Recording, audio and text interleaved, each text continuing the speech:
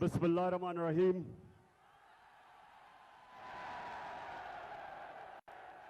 इय्याका नअबुदु व इय्याका नस्तईन। इसको बस।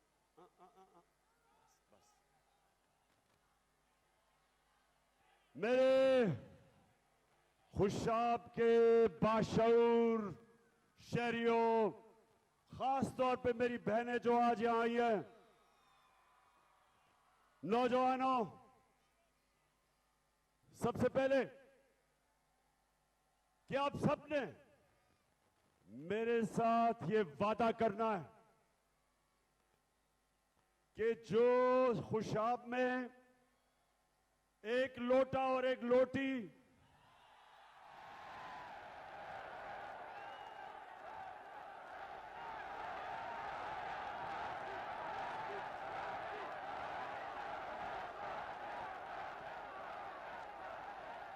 आपने मेरे से ये वादा करना है कि हर एक जो भी मैं यहां देख रहा हूं, आपने सबने जिम्मेदारी लेनी है इनको शिकस्त देने की। ये लोग जो वोट आपसे लेते हैं और अपने जमीर का सौदा करते हैं, अपने जमीर को बेचते हैं, जमीर की कीमत लगाते हैं, आपसे भी गद्दारी करते हैं, अपनी कौम से भी गद्दारी करते हैं, अपने आइन से भी गद्दारी करते हैं और अपने दीन से भी गद्दारी करते हैं। इसलिए आप सबने, जितने भी यहां नौजवान खड़े ऊपर, जो भी मेरी आवाज सुन रहे हैं, ये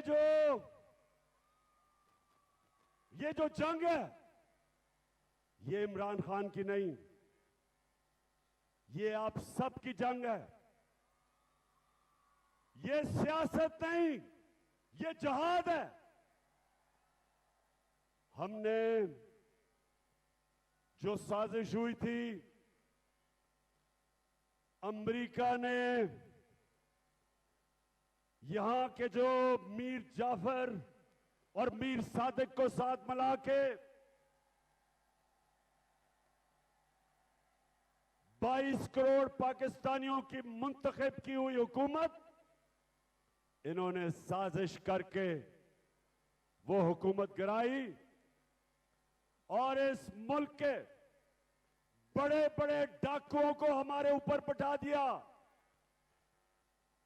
22 करोड़ लोगों की तौहीन की, हमारी तौहीन की। अपने मुल्क में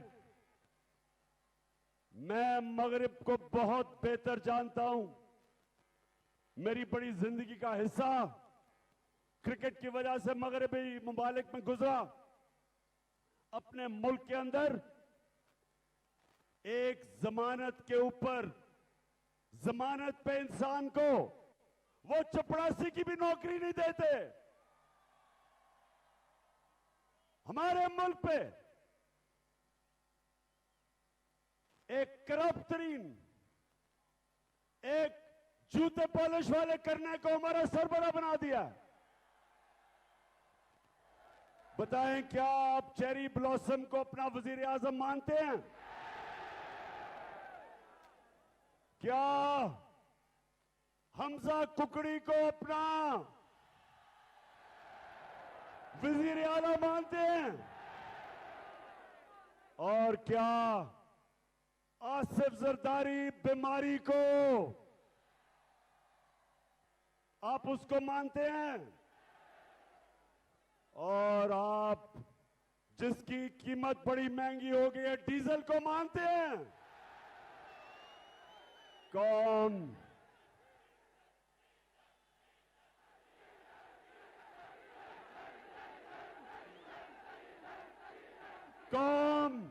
कभी इनको तस्लीम नहीं करेगी।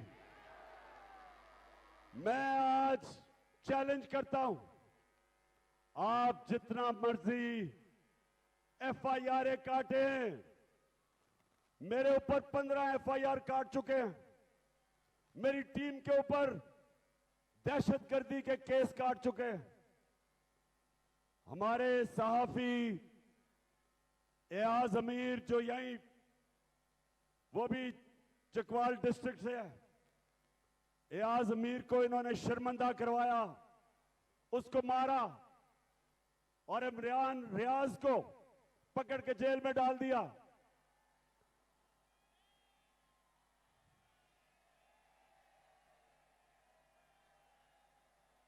धमकियां दी जा रही हैं। एक टेलीफोन जिसका कोई नंबर नहीं आता, वहां से धमकियां दी जाती है, डराया जाता है,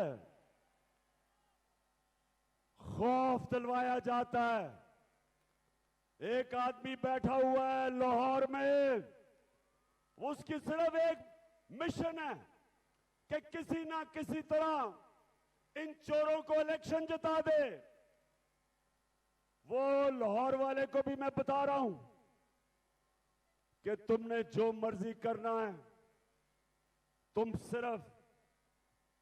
सिर्फ अपने आप को जलील करोगे। लोग तुम्हें बुरा भला कहेंगे, तुम जितनी धांधली करवाओगे, तुम जो मर्जी कर लो, धांधली के बावजूद इंशाअल्लाह जब ये बाय इलेक्शन का अगले इतवार इनके फैसले आएंगे तो हमजा कुकड़ी वापस होंगे। धरती से फसली बटेरों को भगाएंगे। मेरे खुशाब के नौजवानों, अब मैं आपको एक मैं बात कहना चाहता हूं, गौर से सुने और सामने बस बड़े गौर से सुने। अभी बर्तानिया के प्राइम मिनिस्टर को उसकी अपनी जमात ने उसको बरतरफ कर दिया, हटा दिया। गौर से मेरी बात सुने कि मौलाना रूमी से किसी ने एक दफा पूछा, मौलाना साहब इंसान तो मरते हैं, कौम कैसे मरती है? मौलाना रूमी ने कहा जब वो अच्छे और बुरे की तमीज खत्म करती है, कौम मर जाती है। ये खुशाब के लोगों और नौजवानों में खास तौर पे आपके लिए कह रहा हूं, अल्लाह ने मुझे मौका दिया सारी दुनिया देखने का। मैंने दुनिया में वो मुल्क देखे वसाइल के बावजूद गरीब, गुर्बत, और मैंने वो मुल्क देखे, स्विट्जरलैंड मैंने देखा, वसाइल ना होने के बावजूद दुनिया का सबसे खुशहाल मुल्क है। फर्क क्या? फर्क वो है जो मेरे नबी मोहम्मद सल्लल्लाहु अलैहि वसल्लम ने आज से तकरीबन 1500 साल पहले कह दिया। उन्होंने दो चीजें कही।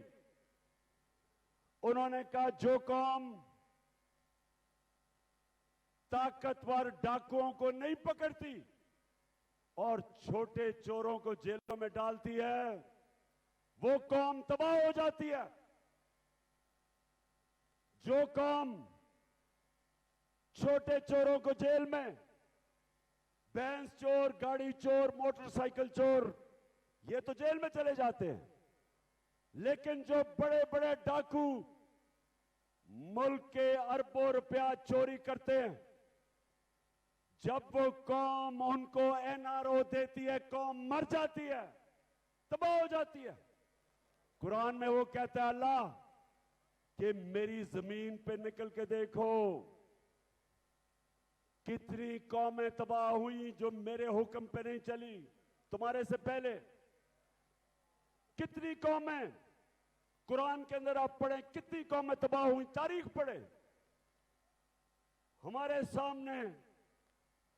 सामने कौमें टूटी, हमारा मुल्क टूटा, हमारा मुल्क का एक हिस्सा बांग्लादेश बन गया, हमारी जिंदगी में टूट गया पाकिस्तान।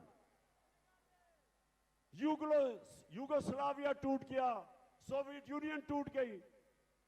मुल्क अगर मुल्क कामयाब होते हैं तो उनके कई असूलों के ऊपर जो अल्लाह ने बनाए हुए असूल, सबसे बड़ा असूल इंसाफ। मदीना की रियासत मेरे प्यारे नबी सल्लल्लाहु अलैहि वसल्लम ने अदल और इंसाफ के ऊपर खड़ी की थी। अल्लाह ने हुक्म दिया था अमर बिल मारूफ, सारे इंसानों को हुक्म दिया था कि तुमने सच और हक और अच्छाई के साथ खड़ा होना है, तुमने बदी के खिलाफ जहाद करनी है। यह अल्लाह का हुक्म है। तो जब मेरे खुशाब के बाशऊर शहरियों एक माशरा बड़े बड़े डाकुओं को मुल्क के ऊपर बैठा देता है, वो अपनी तबाही के रास्ते पर निकल जाता है। जब एक मुल्क शहबाज शरीफ जैसा करप्ट आदमी, नवाज शरीफ जैसा करप्ट भगोड़ा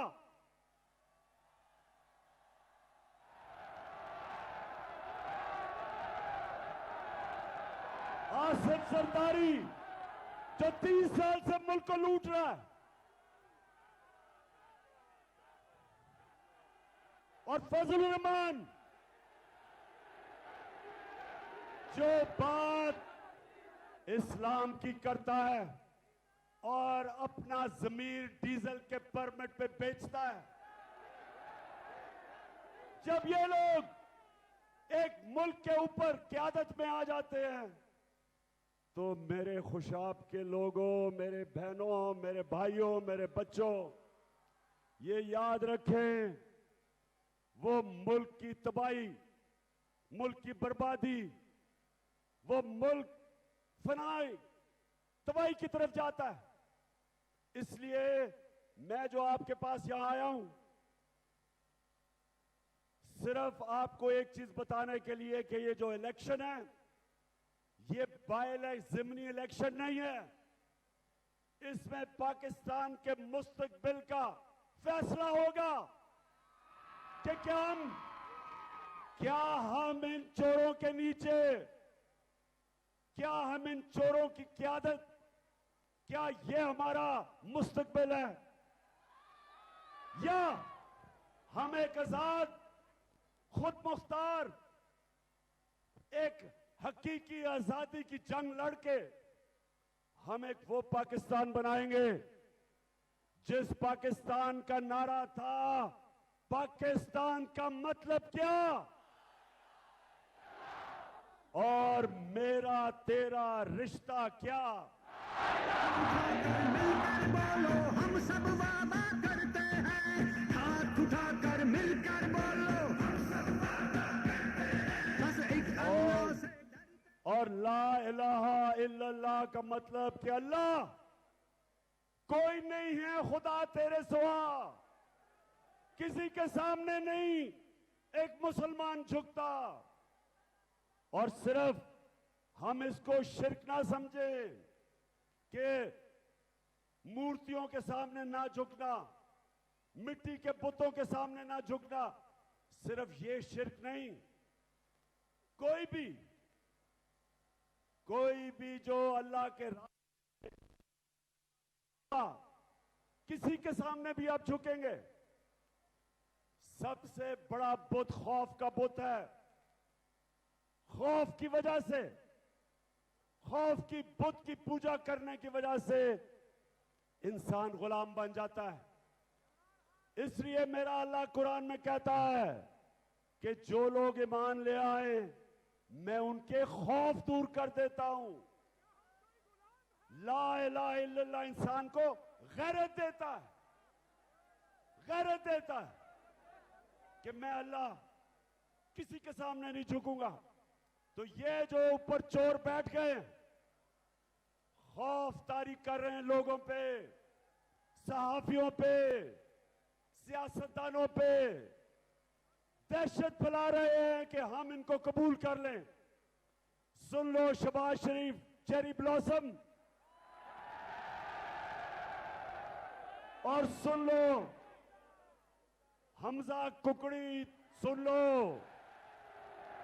जरदारी, तुम जुल्म करने वाले सिंध के लोगों के ऊपर जालिम आदमी, तुम भी कान खोल के सुन लो, और डीजल तुम भी सुन लो। हम पाकिस्तान के लोग कभी तुम्हें तस्लीम नहीं करेंगे। ना मंजूर ये इम्पोर्टेड सरकार, ना मंजूर। हम वो लोग हैं, हम वो लोग हैं, हम वो लोग हैं जो नबी सल्लल्लाहु अलैहि वसल्लम के नाम पे जान देने के लिए तैयार हैं। हम वो लोग हैं जो किसी सूरत अमेरिका की गुलामी कर कभी भी नहीं करेंगे।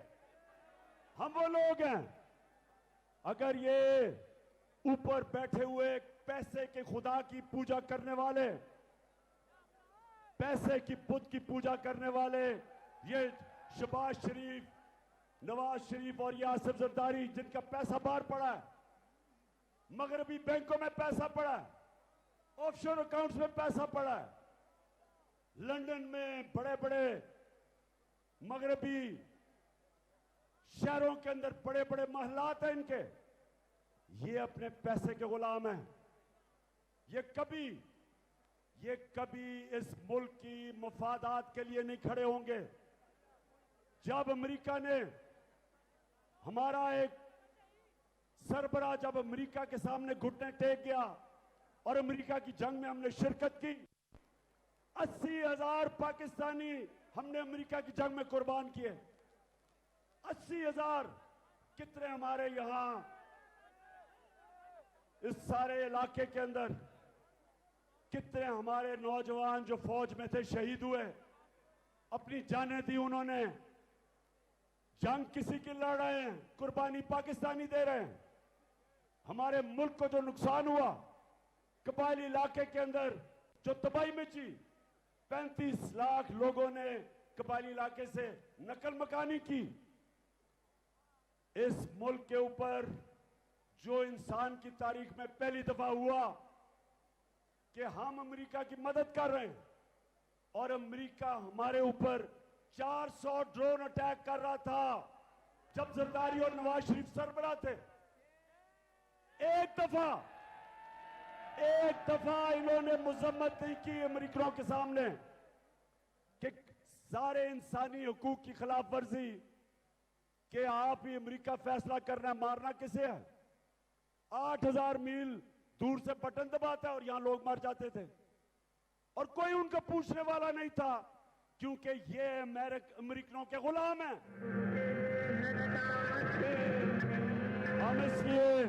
हम इसलिए मेरे खुशाब के बाशऊर शहरियों, ये समझ जाओ कि ये जो ऊपर अमेरिका ने हमारे मुल्क में साजिश करके मीर जाफर और मीर सादिकों के साथ मिलके, कभी साजिश बाहर से कामयाब नहीं होती जब तक मुल्क के अंदर मीर जाफर और मीर सादिक ना हो। जब अंग्रेजों ने मुसलमानों को हटा के हुक्मरानी की थी हिंदुस्तान पे, उससे पहले 600 साल मुसलमान हिंदुस्तान के हुक्मरान थे।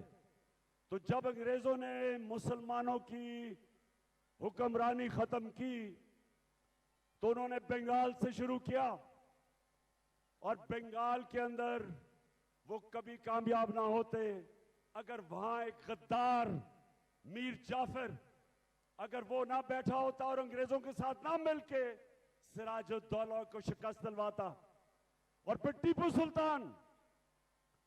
सुल्तान दिलेरों की तरह, शेरों की तरह लड़ रहा था अपने लोगों की आजादी के लिए, और मीर सादिक गद्दार ने अंग्रेजों के साथ मिलके टीपू सुल्तान को शिकस्त दिलवाई और उसकी शहादत हुई।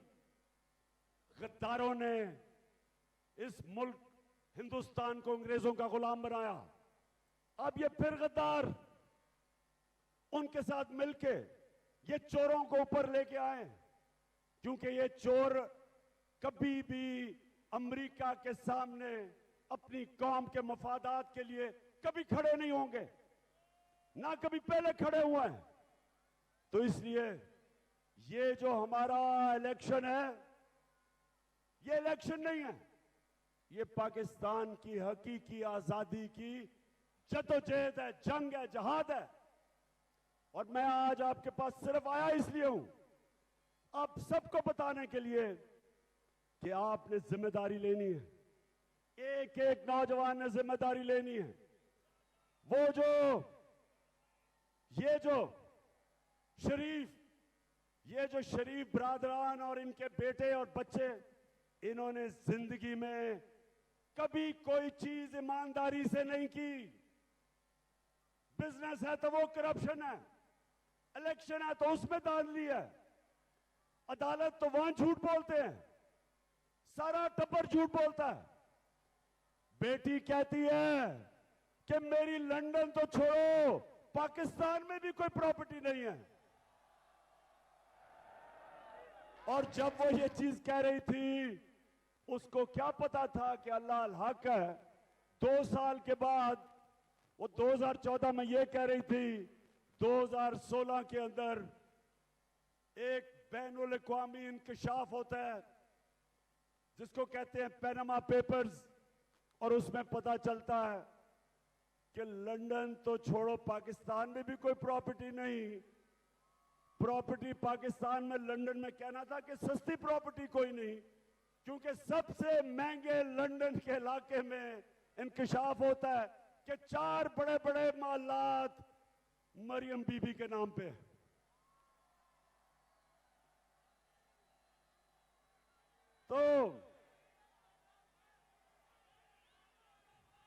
तो सुने, इन्होंने इलेक्शन में धांधली करनी है और इनके साथ वो लाहौर में मिस्टर एक्स बैठा हुआ है।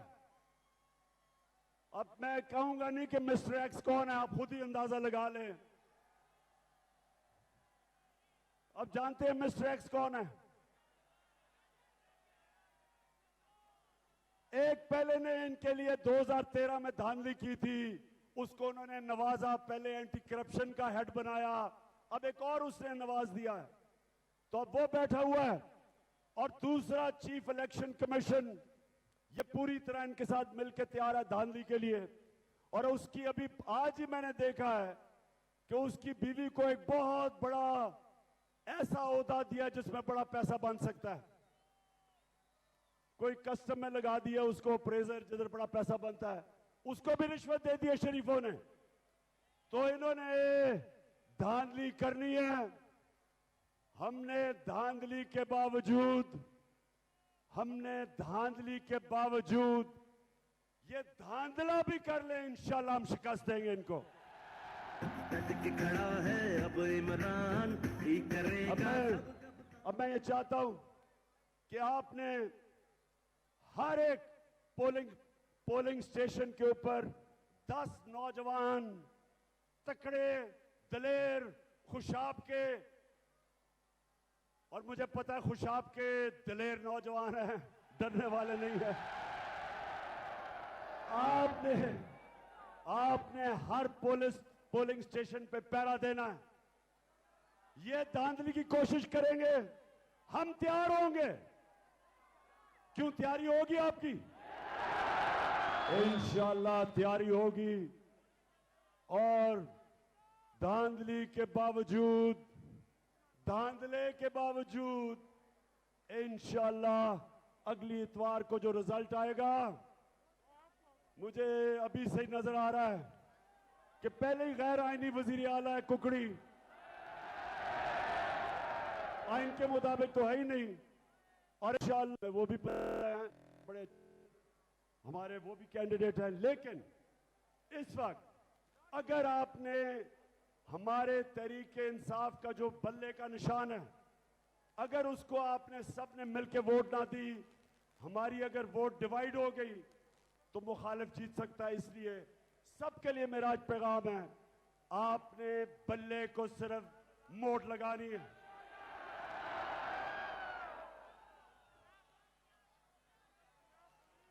अच्छा खुशाब, अच्छा खुशाब, बस मैं आखिर में एक ही सवाल है, मेरा आखिर में एक सवाल है कि मैं जब वापस आऊंगा खुशाब, क्योंकि आपको पता है यहां जौहराबाद में बड़ा टाइम गुजारता है, माजी में गुजारा हुआ है, आपका सारा इलाका जानता हूं, साथ ही मेरा मियां वाली है। तो मैं आज आपकी जिम्मेदारी लगा के जा रहा हूं कि जब मैं इतवार के बाद वापस आऊं तो मुझे उसी तरह आप पे फख्र होना चाहिए जिस तरह मुझे मियां वाली पे फख्र होता है जब वो जीतते हैं। पाकिस्तान जिंदाबाद।